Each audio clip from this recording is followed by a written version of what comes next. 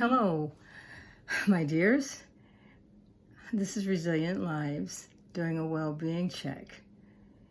And so how's life going for you? The weekend flew by.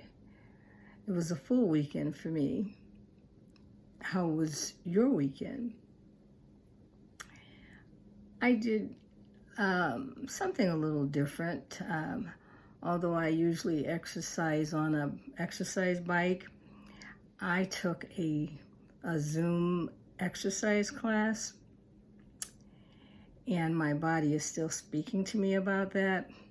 So the jury's still out on how many more of those I'm gonna do. Of course, we've talked about eat, move, and sleep, and the choices that we make to get in shape. Or I certainly can eat and I can sleep.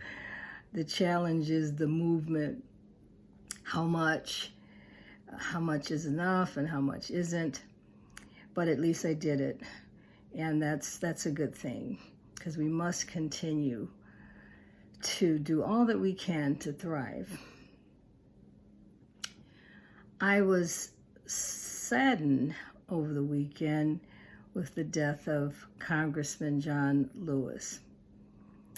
He was a man who was an activist with the civil rights movement and has been active over several decades. And I was just sad because it's not too many like him. I mean, to have a man who's been fighting for civil rights since 1980, well, he's been a congressman since then. And it just shows the passion that he has.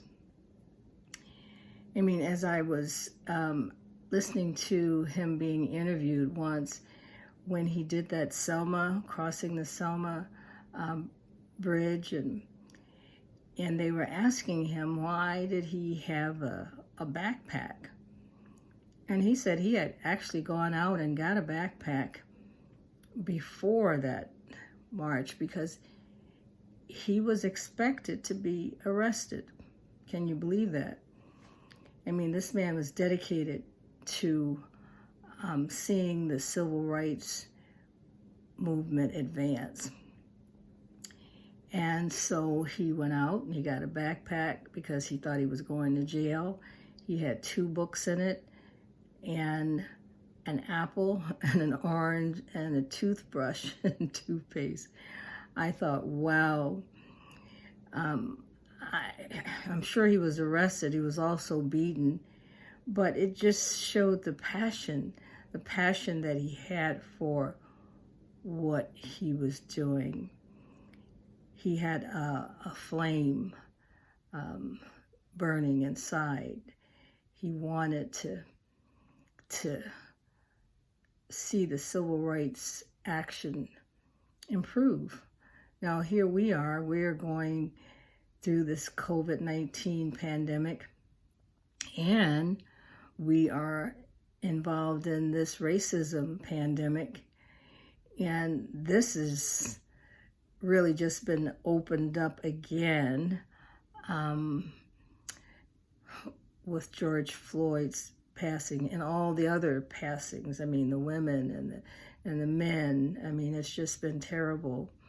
But here we had a man whose whole life was dedicated to all of the different things that are involved with civil rights.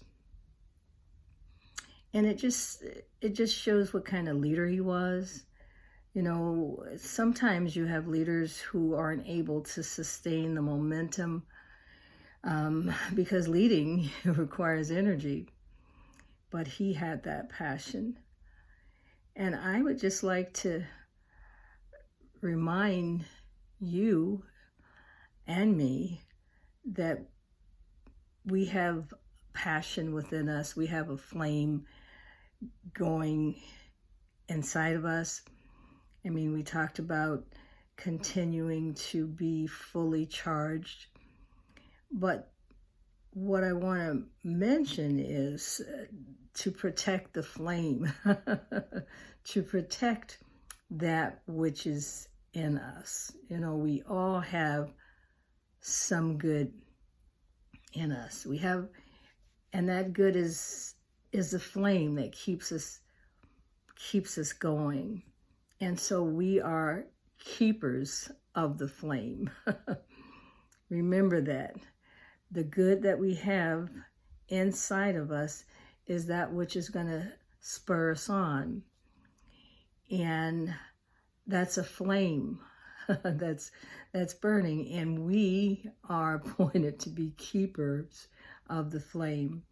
So I just want to encourage you, because I know we've been on this journey to thrive and to be vital support for each other, and we talked about together is healing, but we're also trying to live an intentional life, a life with well-being, and a life that's going to help us to thrive.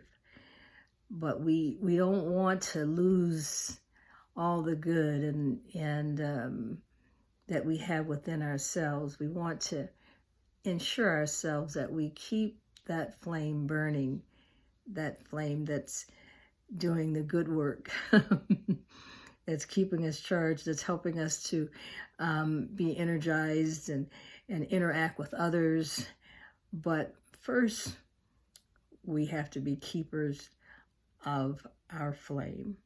So protect your flame and take some time to receive the love that I'm sending you. I'm sending you my love. We're thriving virtually.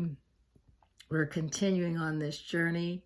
So don't forget, you know, that there's someone who cares for you. Lots of someones, I'm sure. I'm sure that whatever you're doing, there are people that are looking up to you. There are people in your communities and in your organizations that have been watching you and have been benefactors of your kindness and of your support. And so we know that together is healing, and love is the vaccine for all of this divisiveness. But we have to remind ourselves to keep that flame burning in ourselves so that we can spread the good. So until next time, have a good evening, and I look forward to hearing all of the good news about how you're flourishing as we go in and out. Bye-bye.